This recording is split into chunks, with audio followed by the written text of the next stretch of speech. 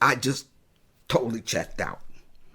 You've tuned in to When Your Mind Becomes the Scene of the Crime podcast.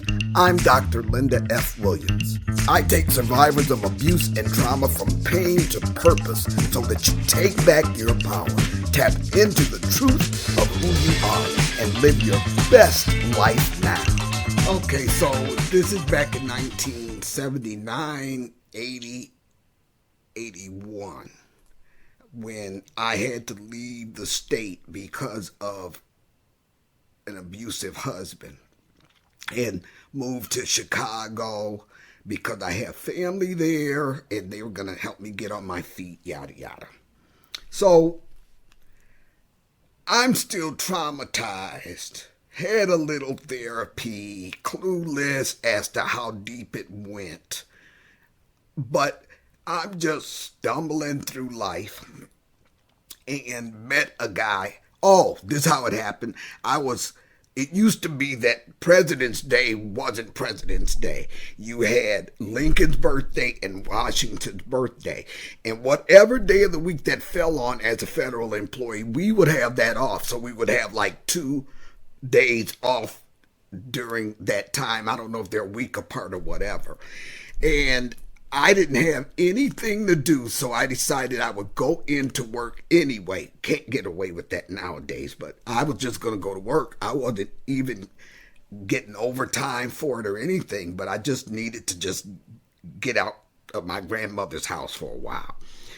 So phone rings, and it's this real estate agent on the phone, and I don't know, we talked for a minute. I answered his questions.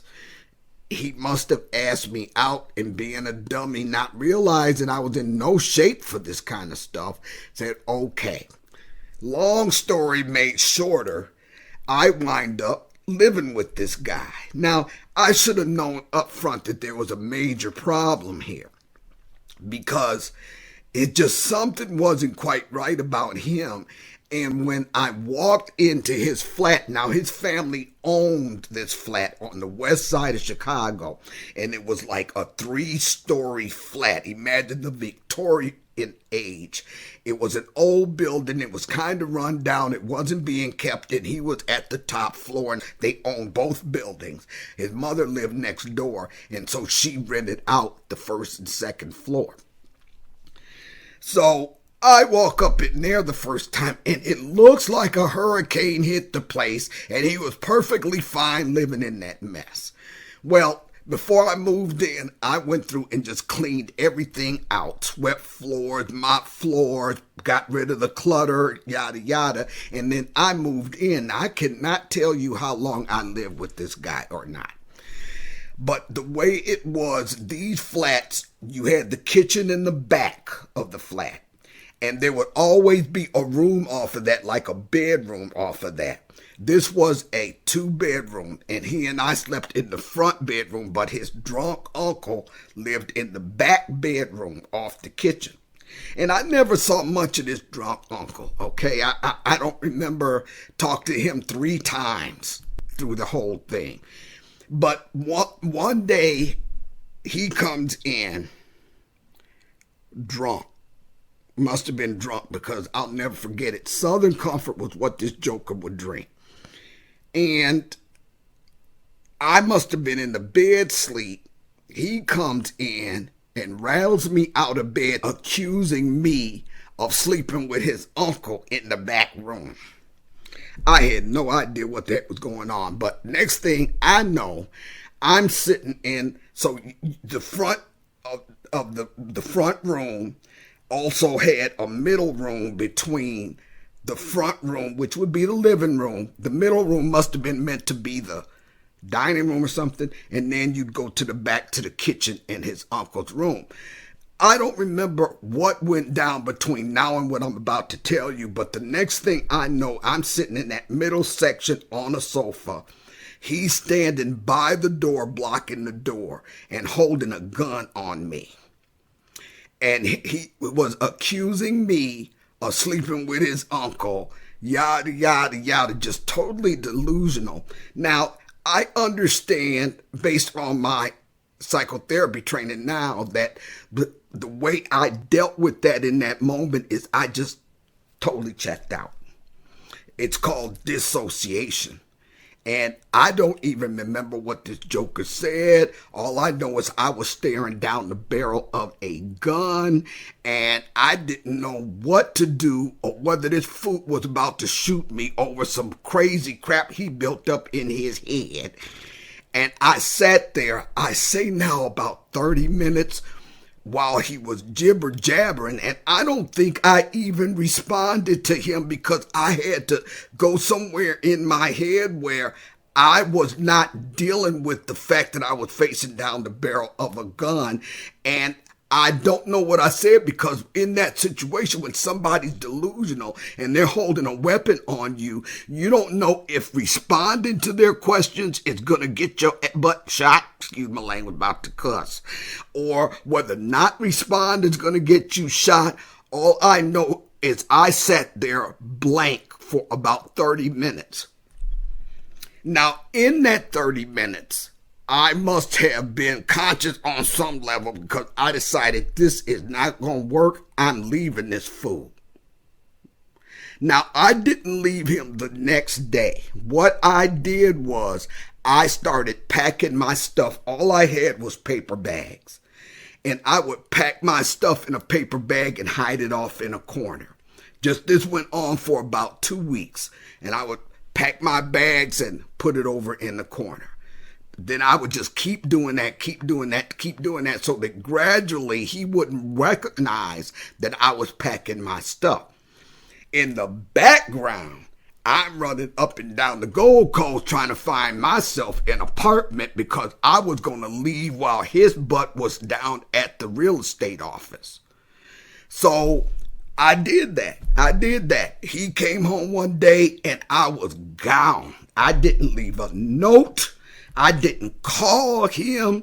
He must have called me at work, was asking me some crap. And I don't know, back then I probably cussed him out. I know you ain't asking me why. And feeling like the big victim. This is not going to work. I'm out of there. And I never let him know where I was. Then this fool had the nerve to call me at work one day talking about, I know your place is a revolving door. Oh my goodness, don't get me started. No, he did not go there with me. I tell you what, I never looked back. Never looked back. Now, the reason I'm telling you this story is because I just saw a story on YouTube about a woman who was shot 14 times. 14 times by her so-called significant other after having 3 kids by this fool, one of which was 5 years old, and all of which were sitting in the van while he's shooting her up. A Milwaukee man is on the run after shooting his girlfriend at least 14 times in front of their children. Not only did this mother survive, she asked to share her story on our Milwaukee Crime Stoppers segment to help catch him. Also, the whole shooting was caught on video, which we are about to show you at the victim's urging. But we want to warn you, it's graphic and heartbreaking. When we showed Nakia Shoemake surveillance video of the day her boyfriend shot her 14 times in front of their 3 children, she was quiet at first, watching intently as he chased her out of her minivan after an argument. He ran her down, shooting her until she falls to the ground. And as she's laying there, he continues to shoot her again and again. But it was when her 12-year-old daughter and 5-year-old son get out of the car to stop their dad from killing their mother that Nakia totally broke down. Re-traumatized, her tears fell, leg shaking uncontrollably. She jumps out the van, she starts running, he shoots her.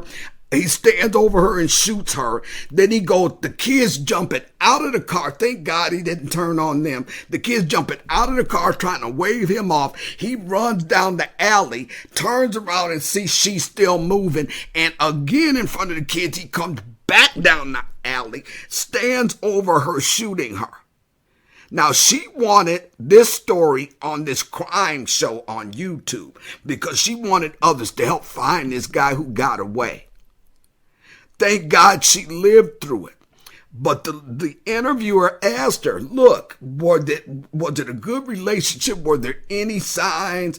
Oh, it was good at first. Now, how long at first was, I have no doggone clue. So then, as the interviewer kept asking questions, she cut down to the core of it. Yeah, he'd been beating me up, and yeah, he had threatened me with a gun, and yeah. Look, ladies, this is the deal. I told you my story because there are a couple of things that if you know of anybody that you suspect is in this kind of situation, they are going to be too ashamed to admit it. They're going to be covering it up, making excuses for him or her or whatever. If you think they're in that situation, you be very careful in how you support them, because if somebody's irrational with a gun, there will be no talking any sense to them. I don't care, male, female, doesn't matter. You're not going to talk any sense to them when they're in that condition. Okay, and you don't want to put them in a position where you're riling him up. So you want to make sure that any support you give them is as they allow you to help. But please understand this. They are going to have to make some plans to get out of that. They are not likely to be able to just up one day and walk out. And that's what happened just before this fool shot this woman for 14 times. She'd been putting up with it for years, quite apparently, because I think she had a 10-year-old kid too. And the minute she was done with his butt, he wants to go off. Okay, well, this is the deal, y'all. It's going to take some planning to get out of a domestic violence situation. I got out of mine by leaving the state. And I did not find out till 30, 40 years later that he was riding around the city. Now, this is not the guy I just told you about. This is the situation that led me to Chicago in the first place. And he was running around with a gun, and thank God he was caught with a 40 ounce of beer open in the car, and the police found the gun under the seat where he tried to throw it and took him in. But he was looking for me. There's no way he could have found me. And he was looking to shoot up people who he felt were going to help me. Now, I didn't find this out until like last year. That's 30, 40 years after the fact.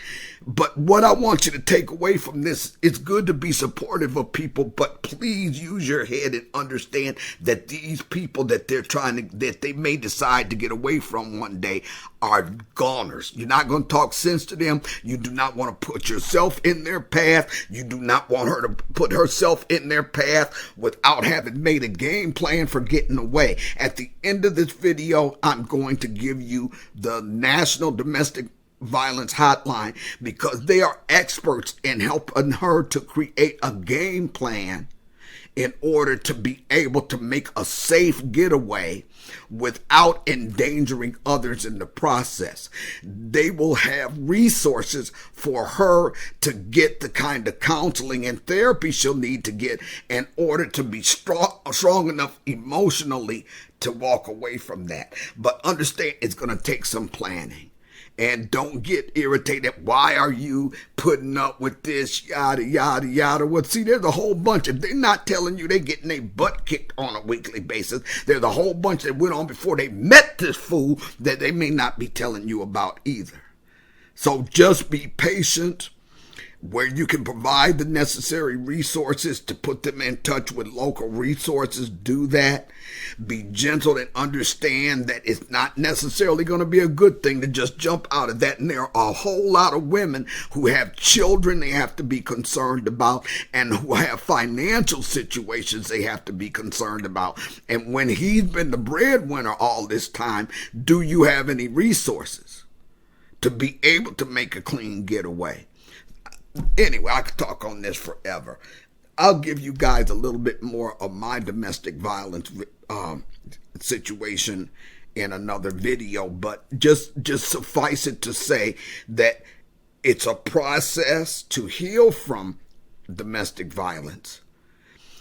It's a process to break free from domestic violence. And that process to break free from domestic violence is likely going to have to be holistic. In other words, we're going to deal with not only your physical needs and your financial needs and your housing needs, but we will also deal with the mindsets that led you into this and allowed you to stay for that duration. Just another story out of my life. I got a bunch of them. You have to read the book, Whose Apple Is It Anyway? I'm going to put it up. Where am I putting it? I'm going to put it up right here. There it is. It's on Audible. You can get the ebook. You can get the hard copy. You can get the paperback. It's also available in a journal that you would use as you go along reading it. But domestic violence ain't no joke, y'all. It's not a joke. And as a survivor of domestic violence, I'm the first one to tell you that there were a whole bunch of people that didn't have any patience with me in that. And I had to leave the state. And I had no idea how violent he was at the time. So just be patient with people. Understand it's a process, and it's going to take a process to get out of it. And hopefully they will go through that process without announcing every move they're making to the abuser. They need to keep it to themselves. And if they tell you about it, you don't let him know that you know. Okay? The less they know, the more they're in the dark, the better chance she has to survive to the point where she can get away from him anyway. Lots of links below. Click through to make an appointment with me or get the other resources I've got listed below. And I'm putting up right now the domestic violence national line that will help you to understand how to support somebody in that situation or what you need to do to get out of it yourself. I'm Dr. Linda. Always remember your greatest power is realized in the truth of who you are. Know that truth. Thank you for joining me today on When Your Mind Becomes the Scene of the Crime podcast. Schedule your free breakthrough session now at lindafwilliams.com. That's lindafwilliams.com.